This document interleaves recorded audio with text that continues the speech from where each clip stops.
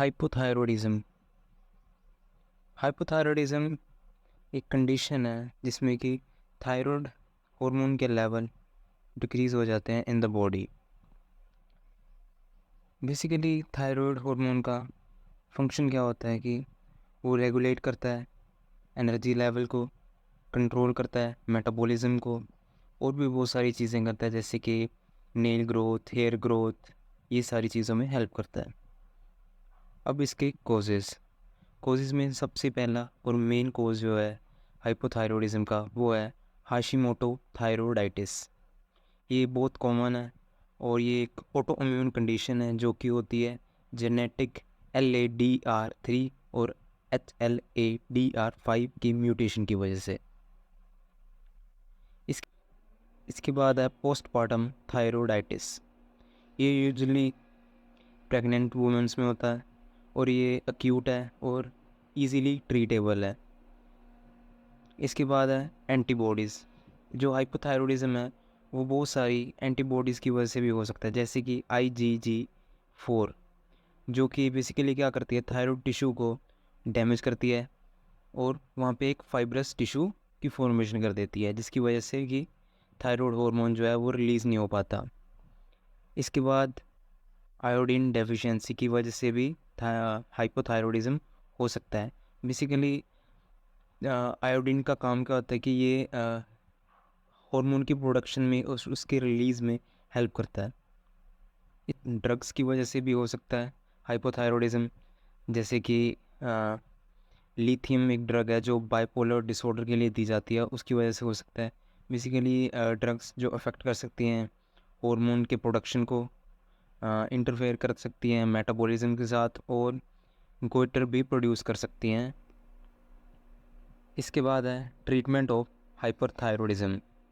जो हाइपोथायरॉयडिज्म है वो हाइपरथायरॉयडिज्म की ट्रीटमेंट की वजह से भी हो सकता है।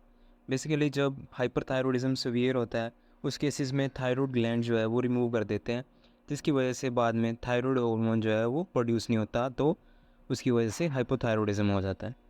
इसके बाद हाइपोपेट्यूटरिज्म की वजह से भी हो सकता है। जो TSH हार्मोन है उसकी प्रोडक्शन अगर डिक्रीज़ हो जाए, पिट्यूटरी ग्लैंड जो करता है प्रोडक्शन TSH हार्मोन की, अगर वो डिक्रीज़ हो जाए तो उसकी वजह से भी हो सकता है। इसके अलावा और भी बहुत सारे कोजेज़ होते हैं जैसे कि इन्फेक्शन, वायरसेस, रेडिएशंस और भी बहुत सारी चीज़ों की वजह से जो हाइपोथायरॉयडिज्म है वो हो सकता है। अब आते हैं इसके साइंस एंड सिम्टम्स। सबसे पहले कोल्ड सेंसिटिविटी हो जाती है पेशेंट को। बेसिकली ये होता क्यों है कि मेटाबॉलिज्म जो है वो डिक्रीज़ हो जाता है, जिसकी वजह से कि बाद में कोर टेम्परेचर भी डिक्रीज़ हो जाता है, तो पेशेंट की कोल्ड सेंसिटिविटी हो जाती है। इसके बाद डिक्रीज़ इन एपेटाइट हो जाता है, जैसे कि मेटाबॉलिज्म डिक्रीज़ होएगा तो उसकी वजह से एपेटाइट भी डिक्रीज़ हो जाएगी। इसके अलावा कॉन्स्टिपेशन होएगा क्योंकि बाउल फंक्शंस जो हैं वो भी डिस्टर्ब हो जाते हैं। इसके अलावा वेट गेन होएगा पेशेंट को। वेट गेन हाइपोथायरॉयडिज्म में होता है और वेट लॉस जो होता है वो हाइपरथायरॉयडिज्म में होता है।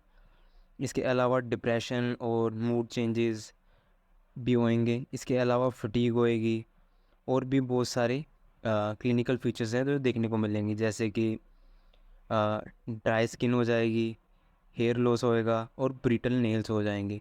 ये सब इसलिए होएगा क्योंकि ये सब जो है रेगुलेट करता है थायराइड हार्मोन, तो वो डिक्रीज़ हो जाएगा तो इनकी प्रोडक्शन भी डिक्रीज़ होएगी। इसके अलावा मेमोरी लॉस हो सकता है, muscle spasm, cramps, joint pain और भी बहुत सारी चीज़ें हो सकती हैं। और इसके बाद आते हैं हाइपोथायरॉयडिज्म की इन्वेस्टिगेशंस या फिर डायग्नोसिस। सबसे पहले मेडिकल हिस्ट्री और फिज़िकल एग्ज़ामिनेशन करते हैं पेशेंट का। जैसे कि मेडिकल हिस्ट्री में देखते हैं कि कोई वैसी ड्रग्स वगैरह तो नहीं ले रहा हो, और फिज़िकल एग्ज़ामिनेशन में वेट वगैरह चेक करते हैं और सिम्टम्स वगैरह देखते हैं। इसके अलावा ब्लड टेस्ट करते हैं इन्वेस्टिगेशन में, जिसमें कि T3 और T4 का लेवल हम चेक करते हैं, तो यूजुअली जो हाइपरथायरॉयडिज्म में इनका लेवल डिक्रीज़ होता है। इसके अलावा अगर TSH हार्मोन डिक्रीज़ है तो उसका मतलब है कि हाइपोथायरॉयडिज्म हो रहा है पिट्यूटरी ग्लैंड की वजह से, पिट्यूटरी पैथोलॉजी की वजह से। इसके बाद है मैनेजमेंट ऑफ हाइपरथायरॉयडिज्म। तो मैनेजमेंट में हम एक ड्रग देते हैं लेवोथेरोक्सिन, जो कि एक सिंथेटिक T4 होती है।